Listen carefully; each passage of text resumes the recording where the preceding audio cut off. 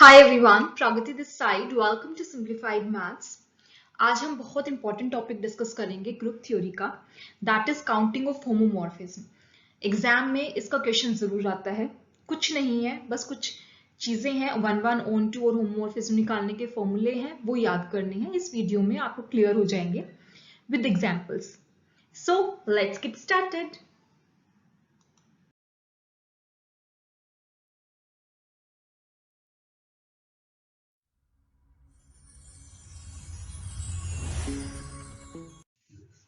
सो first है, हमें अगर काउंट करने हैं finite cyclic group to finite cyclic group पे homomorphism, 1 1 homomorphism onto homomorphism, तो कैसे काउंट करेंगे? ठीक है।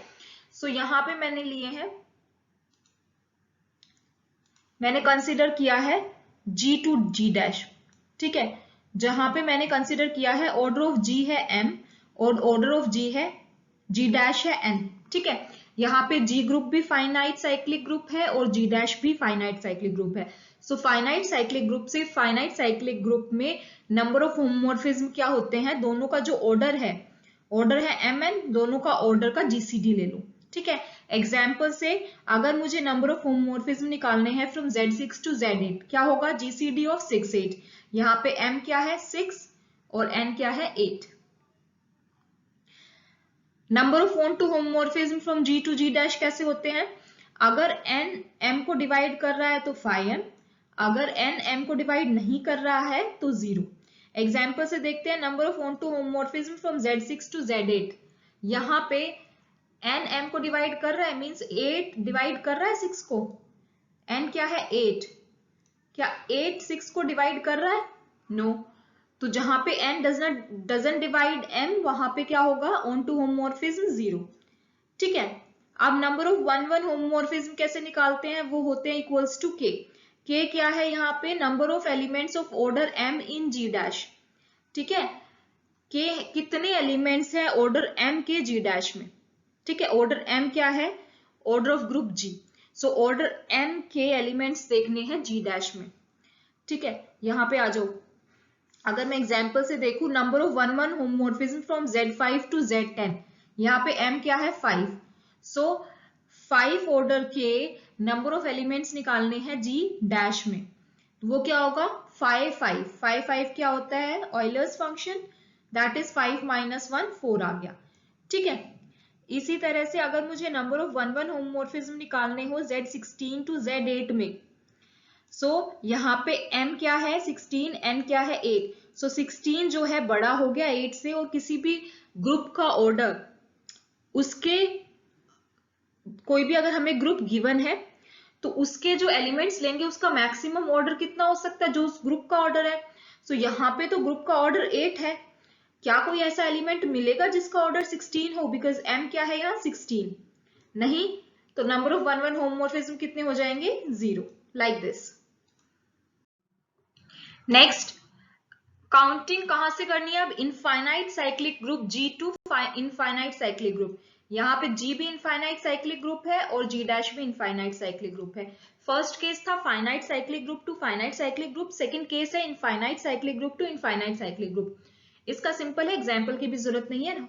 नंबर ऑफ होमोमॉर्फिज्म होंगे infinite, number of onto homomorphism होंगे exactly 2, and number of 1 1 homomorphism होंगे इनफाइनाइट। ठीक है, नेक्स्ट आता है इनफाइनाइट साइक्लिक ग्रुप से किसी finite cyclic group of order M। G मेरा इनफाइनाइट साइक्लिक ग्रुप है और G डैश मेरा फाइनाइट साइक्लिक ग्रुप है। अगर फाइनाइट साइक्लिक ग्रुप है तो कुछ उसका ऑर्डर होगा, उसका ऑर्डर हमने कंसीडर कर लिया M। तो नंबर ऑफ होमोमॉर्फिज्म होंगे M, जो G डैश का ऑर्डर है। Number of onto homomorphism होंगे 0 अगर G डैश नॉन साइक्लिक है, phi M if G dash is cyclic. ठीक है, नंबर ऑफ 1 1 होमोमॉर्फिज्म एग्जिस्ट नहीं करते। अगर मुझे नंबर ऑफ होमोमॉर्फिज्म निकालने हैं फ्रॉम Z टू Zn, क्या होगा? जो Zn का ऑर्डर है that is N।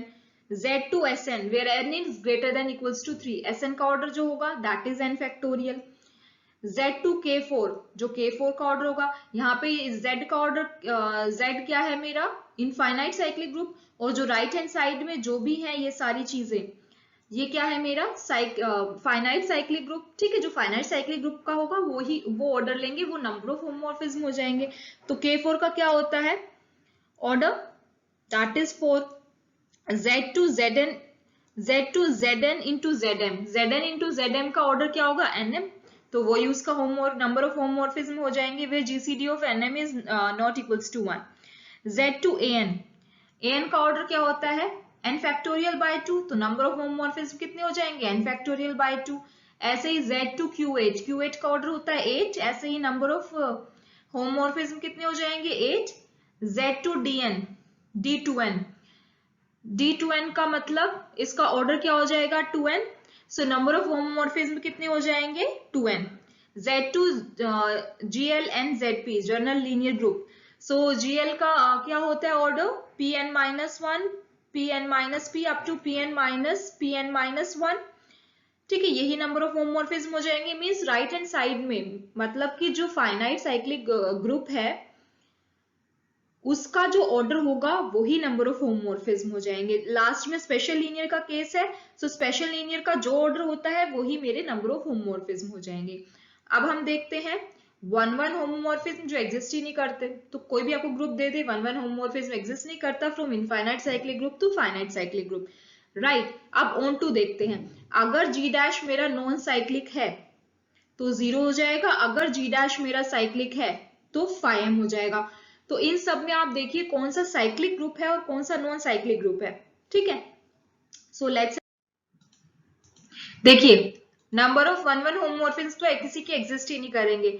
Number of onto homomorphism के लिए जो आपका Z to Zn है ना, जितने भी Z to Z2, Z to Z3, जितने भी Z to Zn है वही साइक्लिक है, जो जितने भी हमने अभी एग्जांपल्स देखे हैं.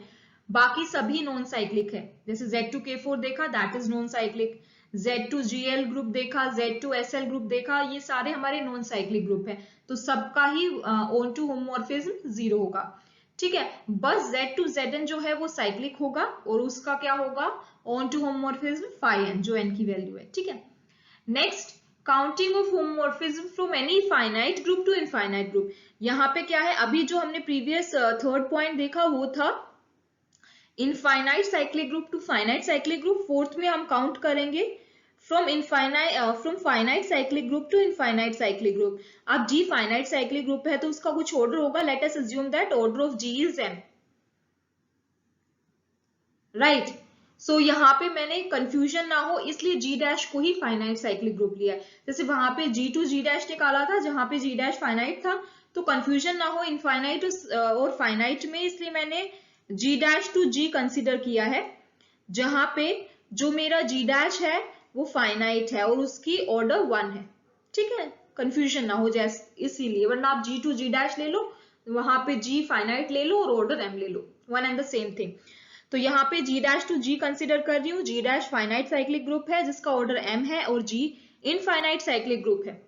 सो number of homomorphism from G dash to G होगा सिर्फ ट्रिवियल ही होगा. ठीक है, और ऑन टू होमोमॉर्फिज्म के लिए क्या करना है, अगर m ग्रेटर देन 1 है तो 0 हो जाएंगे. अगर, क्योंकि देखो नंबर ऑफ होमोमॉर्फिज्म में आपके 1 1 ऑन टू दोनों आ गए. अगर नंबर ऑफ होमोमॉर्फिज्म ट्रिवियल है तो onto homomorphism m equals to 1 है तो 1 होगा और m ग्रेटर देन 1 है तो 0 होगा, क्योंकि मैक्सिमम कितना हो सकता है, ट्रिवियल ही हो सकता है.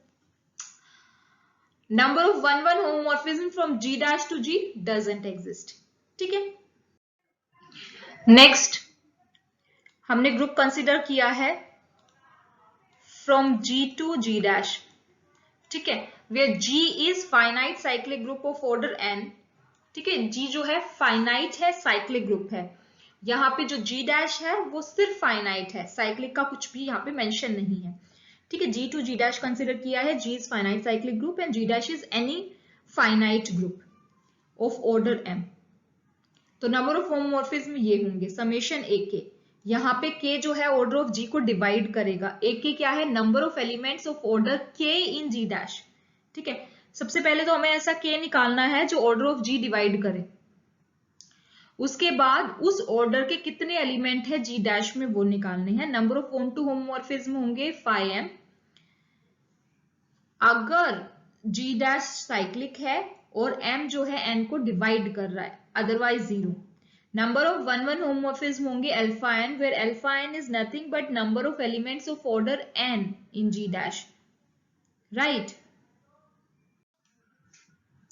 लिसन, सबसे पहले तो आपको चेक करना है ऑन टू होमोमॉर्फिज्म के लिए, यहाँ पे जी टू जी डैश की बात कर रहे हैं ना, जी मैंने जी था मेरा एन ऑर्डर का और जी डैश था एम ऑर्डर का। सबसे पहले तो आपको चेक करना है कि जी डैश जो है साइक्लिक है या नहीं है, मींस Z6 साइक्लिक है या नहीं है। Yes it is cyclic. उसके बाद चेक करना है क्या एम एन को डिवाइड कर रहा है, दोनों चीज चेक होनी चाहिए। एंड है ना, जी डैश साइक्लिक होना चाहिए और एम एन को डिवाइड करना चाहिए। सो एम क्या है यहाँ 6, क्या 6 12 को डिवाइड कर रहा है? यस। तो इसका ऑन टू होमोमॉर्फिज्म क्या होगा? Phi M, that is phi 6। Phi 6 को आप कैसे लिख सकते हो? फाई 2 इंटू फाई 3 लिख सकते हो। फाई 2 क्या होता है? 2 माइनस 1 दैट इज 1। फाई 3 क्या होता है? 3 minus 1 that is 2। So onto homomorphism कितने आ गए? 2। अगर जी डैश साइक्लिक नहीं हुआ या फिर एम एन को डिवाइड नहीं कर रहा है तो उस केस में क्या हो जाएंगे ऑन टू होमोमॉर्फिज्म? 0। एक भी कंडीशन फेल हो गई तो। 1-1 होमोमॉर्फिज्म के लिए हमें क्या देखना है? जी का जो ऑर्डर है उस ऑर्डर के जी डैश में कितने एलिमेंट्स हैं। जैसे Z4 टू Q8 की बात करें तो order of G here is 4, so 4 order के Q8 में कितने एलिमेंट्स हैं? That is 6, like this. ठीक है, नेक्स्ट आता है हमारा counting from Sn to Zm। Number of homomorphism होंगे 1 if m is odd and 2 if m is even। Next number of onto homomorphism होंगे 1 if m equals to 1 2 and 0 otherwise, and 1-1 homomorphism doesn't exist. अगर मैं बात करूं A4 to Zm की, उस case में number of homomorphism होंगे 3 if 3 divides m, if 3 doesn't divide m then 1। Number of onto homomorphism होंगे 1 if m equals to 1, 2 if m equals to 3 and 0 otherwise, and number of 1-1 homomorphism doesn't exist. Next is counting from an to zm where n is greater than equals to 5. इसमें number of homomorphism सिर्फ trivial होगा, onto homomorphism 1 होगा अगर m 1 है, otherwise 0। Number of 1-1 homomorphism doesn't exist. ऐसे ही अगर हम K4 to Zn की बात करें तो नंबर ऑफ होमोमॉर्फिज्म 4 होंगे अगर m इवन है, 1 होगा अगर m ओड है। ऑन टू होमोमॉर्फिज्म के लिए इफ m इज 1 तो 1 होंगे, 3 होगा if m is 2 and 0 otherwise, and 1-1 homomorphism doesn't exist. Next अगर हम Q8 टू Zm की बात करते हैं तो नंबर ऑफ होमोमॉर्फिज्म होंगे 4 if m is even and 1 if m is odd. Onto homomorphism होगा 1 if m equals to 1, 3 if m equals to 2 and 0 otherwise, and number of 1-1 homomorphism doesn't exist. ऐसे ही अगर हम K4 to Q8 की बात करते हैं तो number of homomorphism होगा 4, number of onto homomorphism doesn't exist and number of 1-1 homomorphism doesn't exist. अगर हम Q8 टू K4 की बात करते हैं तो number of homomorphism 16, number of onto homomorphism 6 and on to 1-1 homomorphism doesn't exist. See, you have to just remember these things, right? These are very simple, just you have to remember. Counting करनी अगर आपको Sn to K4 की where n is greater than equals to 3. So number of homomorphism होंगे 4, number of on to homomorphism doesn't exist, number of 1-1 homomorphism doesn't exist. Counting करनी अगर आपको K4 to S4 की, so number of homomorphism होंगे 52, on to homomorphism doesn't exist and 1-1 homomorphism होगा 24। ये shortcuts हैं, आप निकाल भी सकते हैं पर ये शॉर्टकट्स हैं क्योंकि एग्जाम्स में डायरेक्ट यूज होंगे। अगर आपको K4 to Sn चाहिए where n not equals to 4 and n is greater than equals to 3 तो number of homomorphism होंगे 3 into number of elements of order 2 plus 6 into number of non-cyclic subgroup of order 4 plus 1. Number of on to homomorphism doesn't exist, 1-1 homomorphism होंगे 6 into number of non-cyclic subgroup of order 4. इसी तरह से अगर आपको Sn to Q8 निकालना है where n is greater than equals to 3, so number of homomorphism होंगे 2, number of on to homomorphism and 1-1 homomorphism doesn't exist in this case. Next counting करनी है अगर आपको An to K4 where n is greater than equals to 4, so number of homomorphism होगा सिर्फ trivial and 1-1 and on to homomorphism doesn't exist. Last counting from An to Q8 where n is greater than equals to 4, so number of homomorphism trivial and 1-1 and on to homomorphism doesn't exist. I hope आपको ये video useful लगी हो। इसमें counting of homomorphism आ गया just थोड़े ही time में। Just you have to remember all the things and you will definitely get this one question in CSIR NET exam from this. So this is very important. So अगर आपको अच्छा लगे, helpful लगे ये video, तो मेरे channel को like, share and subscribe जरूर करें। नेक्स्ट जो 2 वीडियोस आएंगी उसमें हम क्वेश्चंस, प्रैक्टिस क्वेश्चंस डिस्कस करेंगे ग्रुप थ्योरी के। Till then bye bye, see you.